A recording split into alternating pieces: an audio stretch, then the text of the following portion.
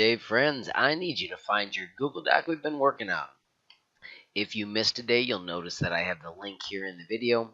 Once you're in this document, though, I need you to move down to the bottom, and I need you to type the following things as bullets. So click the bulleted list button, and notice the cool little button pops up, and add the following. Add that Google Docs are free, and then this is just a note reminding you, hey, you pay $0 for Google Docs. When you press enter, it automatically gives you the next bullet. The next one I want you to type is it saves to the cloud. Saving to the cloud means that as long as you sign into a browser, you'll be able to get to all of the work that you did, no matter where you did it. We do not have to hit save. That's an important distinction as well. And then put down anywhere with internet, Google Docs can be used. It is important to note that saving in the cloud is awesome, but if you don't have internet, then you won't be able to access the work you just did. Let's click after that last one and press enter, and then let's use the backspace button to shut off the bullets. I'd like you to go back to the table tool we used before, and I want a 4-cell by 1 row table. What's neat about this is you can, from that same box, hit table, and we can insert a row above or a row below. So do that so that you end up with 2 rows of 4 columns in your table. We're going to create a cool shared doc with this. Let's fill in our name, so I'm going to put my name right here, and then I'm going to share this with Kid Harmon. So I'm going to call that Mini-Me. You can share with 2 other people, or you can just share with the one. Once you've got that typed in, simply click the share button and send it to the other person. So I'm going to send mine to Harmon M. You would send yours to whoever it was.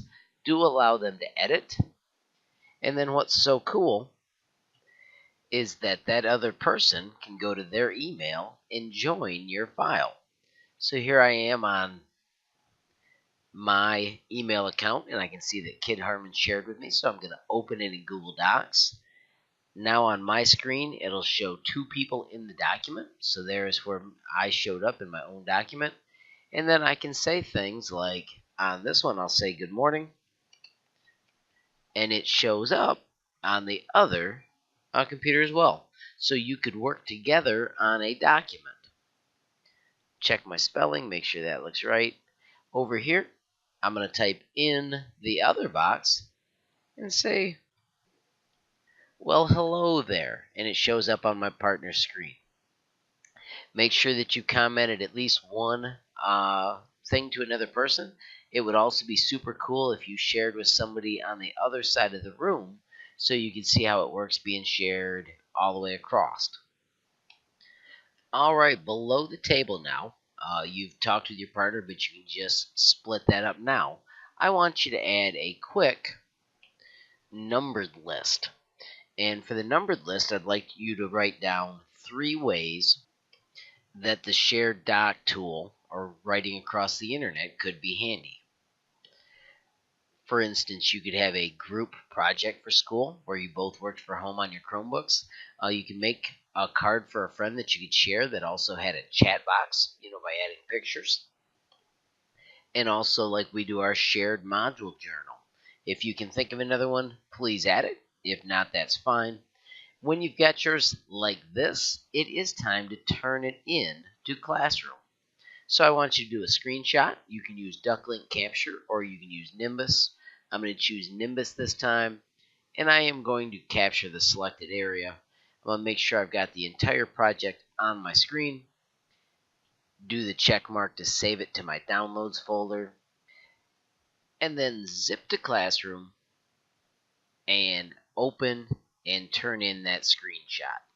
So I'm going to add a file from my computer, and it's in my downloads, and I can simply open it and add it and upload it.